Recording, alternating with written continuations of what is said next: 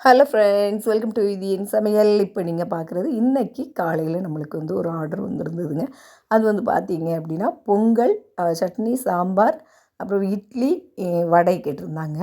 நம்ம வீட்டு பக்கத்தில் தான் ஒரு மேடம் கேட்டிருந்தாங்க. அதுக்கு வந்து பார்த்தீங்க அப்படின்னாச்சுன்னா நான் வந்து ஒரு 4:45க்கு நம்ம வந்து ஃபஸ்ட்டே பொங்கல்லாம் ஆரம்பிச்சிட்டேன். ஏன்னா அவங்களுக்கு 7:30க்கெலாம் வேணும் அப்படின்னாங்க. முதல்ல பொங்கல் வச்சேன். அப்புறம் பார்த்திங்கன்னா நேற்று நைட்டு வந்து நான் வந்து மாவு, அதாவது அவங்க வடை கேட்டிருந்தாங்கள, இவங்களும் ஒரு 50 வடை கேட்டிருந்தாங்க. இன்னொரு அண்ணா பக்கத்தில் வந்து மிந்தியில் நான் இடையில கூட போட்டிருப்பேன், ஒரு 60 வடைலாம் ஆர்டர் வந்தது அப்படி. அந்த அண்ணா ஒரு 35 வடை கேட்டிருந்தாங்க. நேற்று ஒரு 100 வடை கேட்டாங்க. ஆனால் அது வீடியோ எடுக்கலை, ஏன்னா என் ஃபோனில் ஓவர் ஸ்டோரேஜ்னு வீடியோவே எடுக்க முடியாமல் போயிடுச்சு. நைட்டு உட்காந்து அதெல்லாம் நோண்டிக்கிட்டு இருந்தோம் அப்படின்னா, அவங்களும் நேற்று வந்து பார்த்திங்கன்னா காலையில் 100 வடை கொடுத்தோம். இன்றைக்கி வந்து அவங்களுக்கு ஒரு 35 வடை தேவைப்பட்டுச்சு. அதனால் ஃபோனெல்லாம் எடுக்க முடியலங்கிறதால விட்டுட்டேன். அதுக்கப்புறம் பார்த்தீங்க அப்படின்னா இன்றைக்கி அந்த அண்ணன் வந்து 6:30க்கு தான் கேட்டிருந்தாங்க. இந்த பொங்கல்லாம் கேட்டவங்க வந்து பார்த்திங்கன்னா 7:30க்கு கேட்டிருந்தாங்க.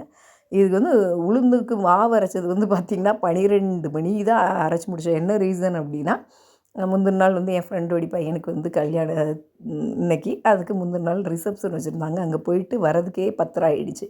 அதுக்கப்புறம் அரைச்சி முடிக்கிறதுக்கு 12 மணி ஆயிடுச்சு.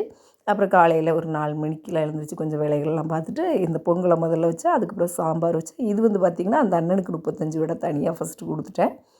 அதுக்கப்புறம் இவங்களுக்கு வந்து பார்த்திங்கன்னா இட்லி வந்து ஒரு 40 பீஸ் கேட்டாங்க. அதுக்கப்புறம் அவங்களுக்கு காணாமல் போய் அதுக்கப்புறம் எக்ஸ்ட்ரா வந்து 50 பீஸ் கேட்டாங்க. ஏன்னா நம்ம எப்பவுமே அரைக்கும்போது இட்லிக்குன்னு நான் போடும்போது நிறையவே வச்சுருந்தேன். அப்புறம் சட்னி, சாம்பார் எல்லாம் போட்டு இன்றைக்கி சூப்பராக ஆர்டரை முடிச்சிட்டேங்க.